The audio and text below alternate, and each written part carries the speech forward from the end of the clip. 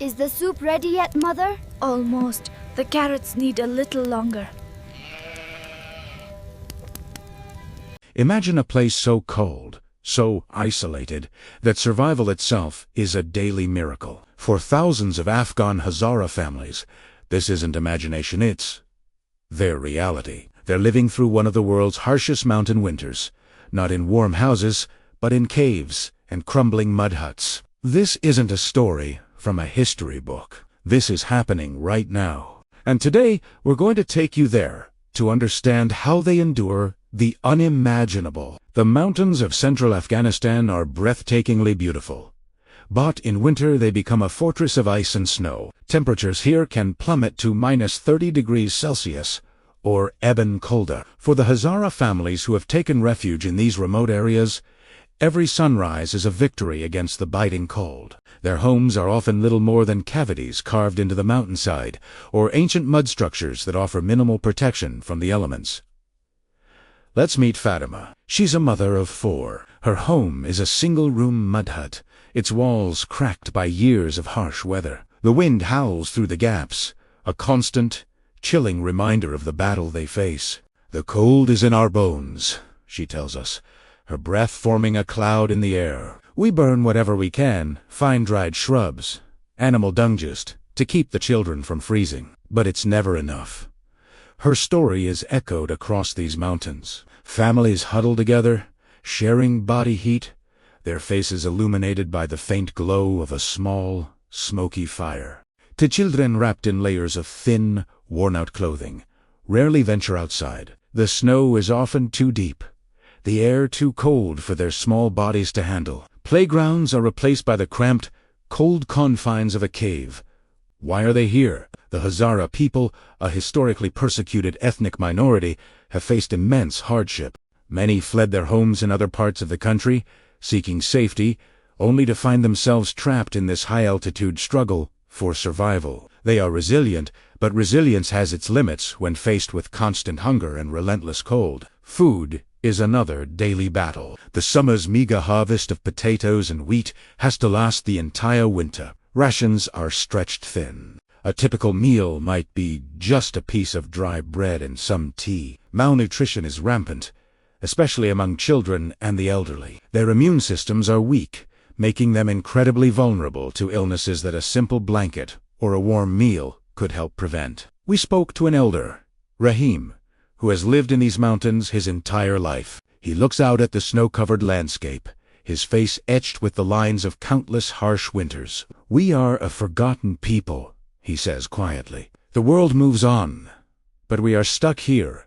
In the cold, we help each other. We share what little we have.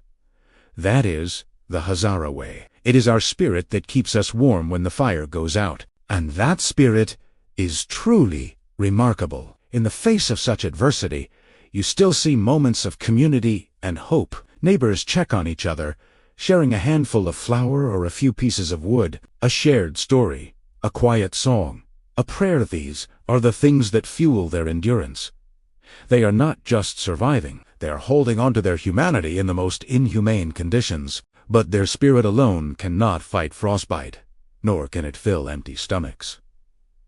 The isolation is profound. Roads are impassable for months, cutting them off from markets, healthcare, and any potential aid. A simple sickness can become a life-threatening emergency when the nearest clinic is an impossible journey away. Doctors and aid workers struggle to reach these communities, facing the same treacherous conditions. Local aid organizations, when they can get through, are a lifeline.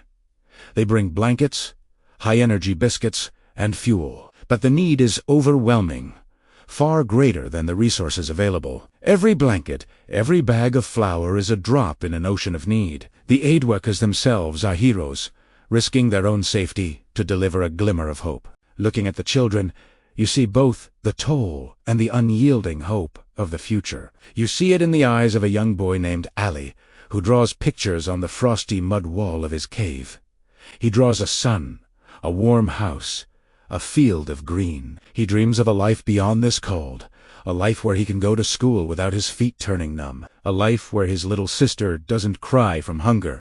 Their situation is a stark reminder of a humanitarian crisis that is often overlooked. While the world's attention is focused elsewhere, these families are fighting a silent, desperate battle. They are not just statistics in a report. They are mothers, fathers, and children with hopes and dreams, trapped in a cycle of poverty and extreme weather. What can be done? The immediate need is for basic survival aid.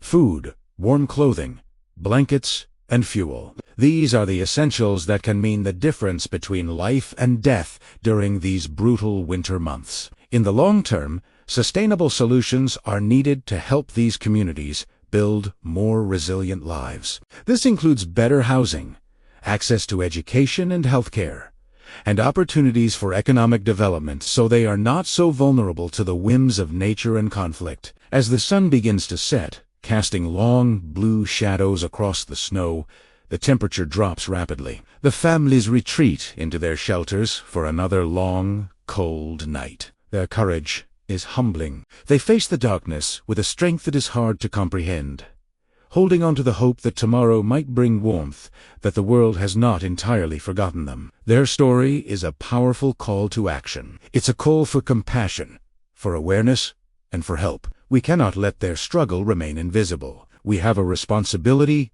to see them, to hear their stories, and to extend a hand of support. The resilience of the Hazara people in the face of such extreme hardship is a testament to the human spirit. But that spirit should not be tested to its breaking point. Thank you for joining us on this journey into the heart of the Afghan winter. The stories of these families deserve to be heard. If you are moved by their plight, please share this video. Spreading awareness is the first step toward making a real difference. Don't forget to subscribe for more stories that matter. Together, we can shine a light on the forgotten corners of our world. Thank you for watching.